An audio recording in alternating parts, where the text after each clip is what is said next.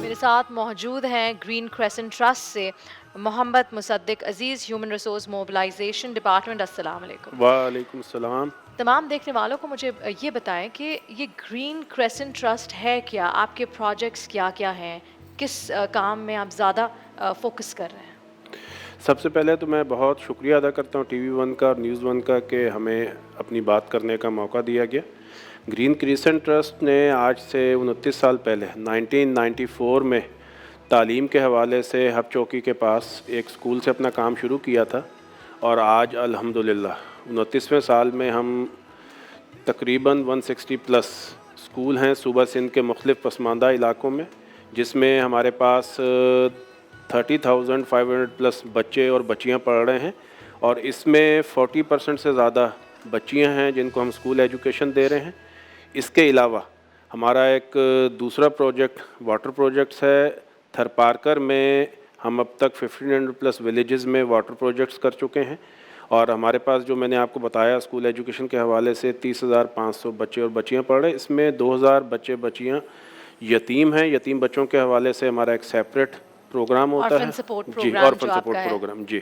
اور چوتھا شعبہ ہمارا جو ٹیچرز ٹریننگ کے حوالے سے ہے، centre for educational research and development. صحیح، تو بیسک آپ کا گول ہے کہ بچیاں پڑھ لیں، اور آپ نے جیسے کہ مجھے بتایا کہ آپ کے اسکول میں کم از کم 40% لڑکیوں کی تعداد ہے، مطلب آپ کا مین فوکس ہے کہ بچیاں بھی پڑھ لیں۔ جی بالکل، کیونکہ اکثر ہوتا کیا ہے کہ جن گھروں میں ایجوکیشن افورڈ نہیں کر سکتے، وہاں ماں باپ پریفر کرتے ہیں کہ چلو بیٹا پڑھ لے کیونکہ بیٹا آگے کمائے گا، اس کی فیملی ہوگی، بیٹی نے تو شادی کر کے چلے جانا ہے۔ تو یہ کانسیپٹ کو بھی آپ بریک کرنے کی کوشش کر رہے ہیں؟ جی بالکل اسی طرح ہے، اور اس میں ایک بہت اہم بات جو بتانے کی ضرورت ہے کہ اس پسماندہ بستیوں میں اگر ڈور سٹیپ پہ لوگوں کو اسکول ایجوکیشن کے لیے مواقع اگر دستیاب ہوتے ہیں، چاہے وہ ہم کراچی کی بات کریں یا اندرون سندھ کی بات کریں، تو لوگ اپنی بچیوں کو بھی داخل کراتے ہیں، بچیوں کو بھی پڑھاتے ہیں۔ اچھا، تو یہ ایک بک کے حساب سے اور میتھ کے حساب سے تو ایسی بات ہے کہ بچیوں کی تعلیم کے خلاف ہیں، لیکن اگر لوگوں کو اپنے محلوں میں بستیوں میں اسکول دستیاب ہوں تو وہ اپنی بچیوں کو بھی تعلیم کے لیے داخل کرواتے ہیں۔ آپ کا ایم یہی ہے کہ ہر محلے ہر بستی میں آپ ایک اسکول بنائیں تاکہ آپ یہ بھی تو ہوتا ہے نا کہ ٹرانسپورٹ بھی ایک بڑا ایشو ہوتا ہے، تو اگر قریب میں ہو تو بچہ واکنگ جا سکتا ہے اور آسانی ہو سکتی ہے، بیکاز جس کے پاس کھانے کے لیے نہیں اس کے پاس ٹرانسپورٹ کے لیے کیسے پیسے؟ جی بالکل اسی طرح ہے، اور اس میں اس کے ساتھ ساتھ اس بات کو بھی سمجھنے کی ضرورت ہے کہ تعلیم کے شعبے میں بہت زیادہ کام کرنے کی ضرورت ہے۔ تعلیم کے حوالے سے پاکستان بہت پیچھے ہے۔ ہم صوبہ سندھ کی بات کی جائیں، صوبہ سندھ میں بھی تعلیم کے پسماندہ طبقوں کے لیے تعلیم کے یکساں مواقع دستیاب نہیں ہیں۔ تو جس طرح ہماری این جی او گزشتہ 29 سال سے یہ کام کر رہی ہے، اور بہت ساری این جی اوز کام کر رہی ہیں، لیکن چیلنج اتنا بڑا ہے کہ جتنی بھی این جی اوز اس شعبے میں کام کریں اور جتنا بڑھ چڑھ کے کام کریں تو کام بہت زیادہ ہے، چیلنج بہت بڑا ہے، اور جو بچوں کو کور کرنا ہے، آؤٹ آف اسکول بچوں کو اسکولوں میں لانا ہے، وہ اس کے مقابلے میں کم سروس مل رہی ہوتی ہے۔ بالکل۔ اچھا جی، آپ کا centre for educational research and development کا بھی کوئی پروگرام ہے، اس کے بارے میں ہمیں بتائیں پلیز۔ اچھا، یہ اس طرح تھا کہ جب ہم نے آج سے 29 سال پہلے یہ پروگرام شروع کیا تو بالکل شروع میں پہلے سال کے بعد ہمیں یہ اندازہ ہوا کہ اگر ہمارے اسکولوں کے اساتذہ انہی پسماندہ علاقوں سے، دور دراز علاقوں سے نہیں ہوں گے تو یہ سسٹینیبل سلوشن نہیں ہوگا۔ سینٹر آف سٹی سے اگر ہم ٹیچرز کو ہائر کرتے ہیں تو کچھ عرصے بعد وہ جاب شفٹ کر لیتے ہیں۔ جس پسماندہ بستی میں اسکول ہے، اگر اس بستی سے یا اس کے قریب ترین کسی علاقے سے بستی سے ٹیچرز نہیں ہوں گے تو سسٹینیبل سلوشن یہ نہیں کہلاتا ہے۔ اور ٹیچرز کو جب ہم اپنے اسکولوں میں ہائر کرتے ہیں اور اس طرح کی پسماندہ بستیوں سے ٹیچر ہوتے ہیں تو ان کی ٹیچرز ٹریننگ بہت زیادہ ضروری ہوتی ہے۔ تو اس موقع پہ یہ centre for education research and development کا قیام عمل میں آیا۔ اس میں ہم اپنے اسکول کے اساتذہ کو بھی ہائرنگ کے ٹائم پہ اور بعد میں بھی گاہے بگاہے ٹیچرز ٹریننگ پرووائڈ کرتے ہیں، اور پلس جو ادر اسکولنگ سسٹم ہے ان کو بھی ٹیچرز ٹریننگ پرووائڈ کرتے ہیں۔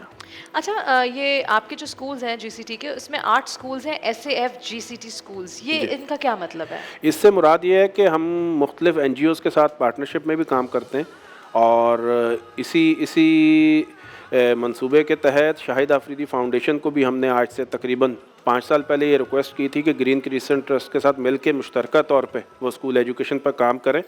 ہم شاہد آفریدی صاحب اور ان کی فاؤنڈیشن کے بہت شکر گزار ہیں کہ انہوں نے ہماری اس ریکویسٹ کو آن کیا اور ہم گزشتہ 5 سال سے Shahid Afridi foundation green crescent trust مل کے صوبہ سندھ کے پسماندہ علاقوں میں اسکول ایجوکیشن کے لیے مشترکہ طور پہ کام کر رہے ہیں. تو جو ہمارے مشترکہ اسکول ہیں ان کا نام Shahid Afridi foundation green crescent trust school ہے. اچھا, بالکل کولیبوریشن آپ لوگ کی. اچھا مجھے بتائیں کہ ابھی اس وقت بہت سی جگہ یہ ٹرانسمیشن دیکھی جا رہی ہے مصدق صاحب, نہ صرف پاکستان میں بلکہ پاکستان سے باہر, تو آپ کے لوکل نمبرز بھی, اکاؤنٹ نمبر بھی اسکرین پہ چل رہے ہیں, تو انٹرنیشنل ڈونرز جو ہیں ڈونیٹ کرنا چاہتے ہیں تو وہ بھی رابطہ کر سکتے ہیں؟ جی بالکل, وہ بھی رابطہ کر سکتے ہیں. انٹرنیشنل ڈونرز کے حوالے سے آئی کیئر پاکستان اور I care U S A Pakistan based ایک انٹرنیشنل این جی او ہے جو دیگر این جی اوز کو انٹرنیشنلی اگر انہوں نے ڈونیشن دینا ہو تو اس کے لیے سپورٹ کرتی ہے. انٹرنیشنلی اگر کوئی بھی ڈونر ہمیں سپورٹ کرنا چاہتا ہے تو آئی کیئر فاؤنڈیشن کی ویب سائٹ پر چلا جائے گا اور وہاں پر گرین کریسنٹ ٹرسٹ کا لنک اویلیبل ہے, اس کے تھرو وہ ہمیں سپورٹ کر سکتے ہیں. اچھا مصدق صاحب, یہ بھی مجھے بتائیں کہ ایک ہوتا ہے نا support a child for 1 whole year for 6 months, یا پھر پوری اس کی ایجوکیشن سپورٹ کرے, تو اس طرح کے بھی آپ کے پاس پروگرامز ہیں اگر ڈونرز چاہے کہ میں اس بچے کو کے جی سے لے کے پورا میٹرک کرا دوں, انٹر تک پڑھا دوں؟ جی بالکل, وہ اسی طرح ہوتا ہے کہ ڈونرز کو ہمیں ملٹیپل آپشنز شیئر کرنے ہوتے ہیں اور گرین کریسنٹ ٹرسٹ کی ویب سائٹ www.gct.org.pk اس پر وہ آپشنز اویلیبل بھی ہیں.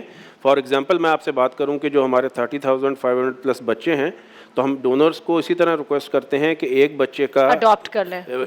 ایک بچے کا جو 1 سال کا ڈونیشن ہے وہ 15,980 روپیز ہے. اچھا, تو اسی طرح ہم ریکویسٹ کرتے ہیں کہ آپ ایک بچہ اڈاپٹ کر لیں, 10 بچے اڈاپٹ کر لیں, 100 بچے اڈاپٹ کر لیں, 1,000 بچے اڈاپٹ کر لیں. اچھا, جو بچے آتے ہیں اسکول میں ان کا ڈراپ آؤٹ ریشو تو نہیں, مطلب ایسا تو نہیں ہے کہ بچے آتے ہیں 1 آدھ سال پھر چلے جاتے ہیں کوئی مجبوری کی وجہ سے؟ آپ کو لگتا ہے کہ جو بچے آتے ہیں تو وہ آخر دم تک پڑھ کے ہی پاس آؤٹ ہوتے ہیں؟ نہیں, یہ اتنا آسان نہیں اور اس طرح نہیں ہے. آپ کی بات ٹھیک ہے کہ ڈراپ آؤٹ کا بہت بڑا چیلنج ہوتا ہے. جتنا زیادہ پسماندہ علاقہ ہے, جتنا زیادہ چیلنج ایریا ہے, وہاں 2 وجوہات سے بچے اور بچیوں دونوں کا ڈراپ آؤٹ ہوتا ہے. جیسے ہی بچہ کلاس 6, 7, 8 میں آتا ہے تو وہ ایک ڈیلی ویجز ارننگ کے حوالے سے اپنی فیملی کا ایک اہم ممبر تصور کیا جاتا ہے.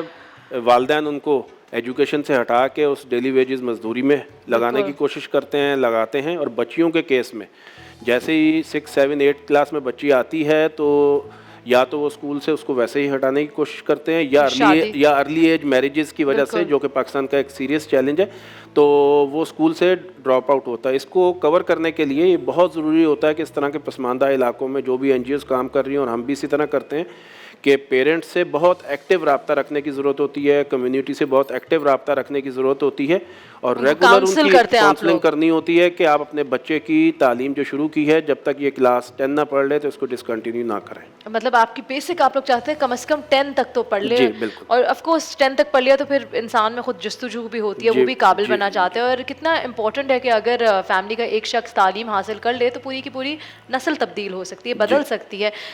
Musaddiq sahab, thank you so much for joining us. بہت شکریہ تمام دیکھنے والوں کو بتانے کے لیے کہ گرین کریسنٹ ٹرسٹ کتنا اچھا کام کرے. ایک مرتبہ پھر تمام دیکھنے والوں کو بتانا چاہوں گی کہ آپ کی اسکرین پہ تمام نمبرز موجود ہیں, نیچے ٹکٹ چل رہا ہے جس میں ان کے اکاؤنٹ ڈیٹیلز ہیں.